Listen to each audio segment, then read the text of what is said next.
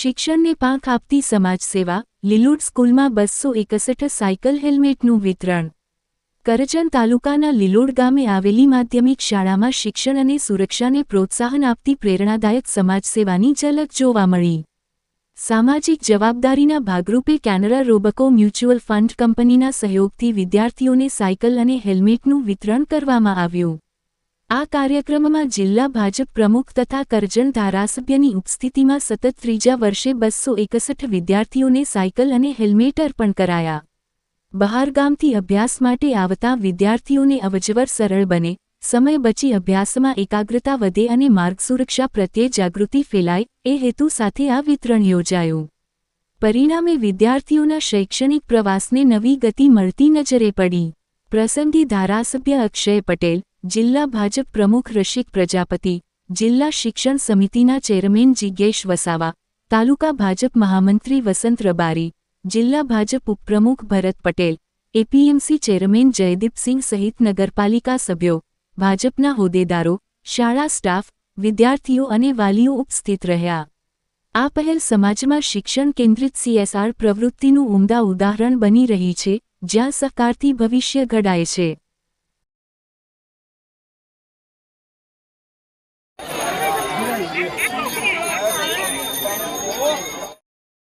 Canara રોબેકો company દ્વારા જેમનું foundation છે એના દ્વારા છેલ્લા 3 વર્ષથી કરજણ સિનોરપોર વિધાનસભાની અંદર સતત દૂર દૂરથી જે અભ્યાસ કરવા માટે બીજા ગામ જે છોકરાઓ જતા હોય એની સતત આ ચિંતા કરતી આ કંપની અને એના ફાઉન્ડર મેનેજર છે તે ચિરાયુભાઈ પટેલ, એ અત્યારે સરપંચ પણ છે આણંદી ગામના અને અમારા ભારતીય જનતા પાર્ટીના આગેવાન છે.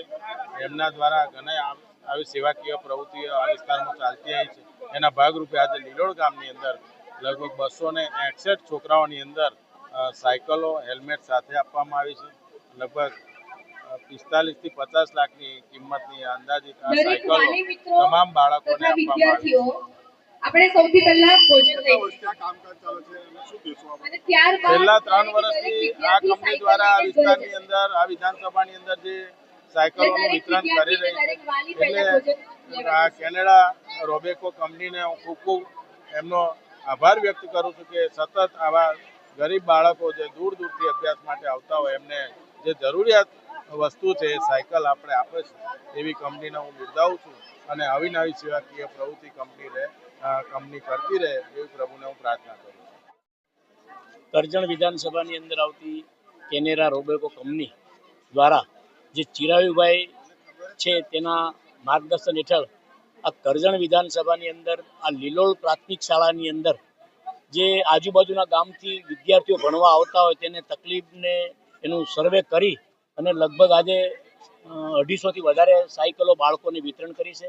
તેને બાળકો નિયમિત રીતે સ્કૂલે આવી શકે તે માટેનું આ કંપનીએ આયોજન સાયકલોનું કર્યું છે. અને ચિરાયુબેન દ્વારા અમને એવું જાણવા મળ્યું છે, ધારાસભ્ય સાથે રહી અને આ વિધાનસભાની અંદર આવતી આવી જે સ્કૂલો છે, માનો કે લીલોડ છે અથવા સિનોર તાલુકાની મોટા ફોફળિયા છે, જે આજુબાજુ ગામમાંથી દીકરીઓ ભણવા આવતા તેની માટે એક સાયકલ જેવું એમને આપી અને નિયમિત રીતે સ્કૂલે જઈ શકે એવું એક હું ખૂબ અભિનંદન આપું છું ચિરાયુભાઈને, એની કંપનીને, કે આવું કામ તમારા હાથે થઈ રહ્યું છે. અને સાથે સાથે ધારાસભ્ય પણ એટલી શિક્ષણ માટે મહેનત કરે છે કે એમના વિસ્તારના તમામ બાળકોને પૂરતું શિક્ષણ મળી રહે, નિયમિત રીતે સ્કૂલે આવે અને સાથે સાથે સ્વચ્છતા અભિયાનનો પણ એક કાર્યક્રમ સ્કૂલોની અંદર સ્વચ્છતા રહે, સુંદર રહે એ રીતનું માર્ગદર્શન આપી અને તમામ શાળાઓની અંદર આવતા દિવસોની અંદર સાયકલનું જેને જરૂરિયાતમંદો છે એને સાયકલનું વિતરણ થાય અને આ કંપની કરે એવી શુભકામના કંપનીને પણ પાઠવું છું. એના કર્મચારીઓને, એના માલિકને પણ શુભકામના પાઠવું છું કે અમારા બાળકોને પડતી મુશ્કેલી તમે દૂર કરવાના પ્રયત્ન કરશો. અસ્તુ. ભારત માતા કી જય.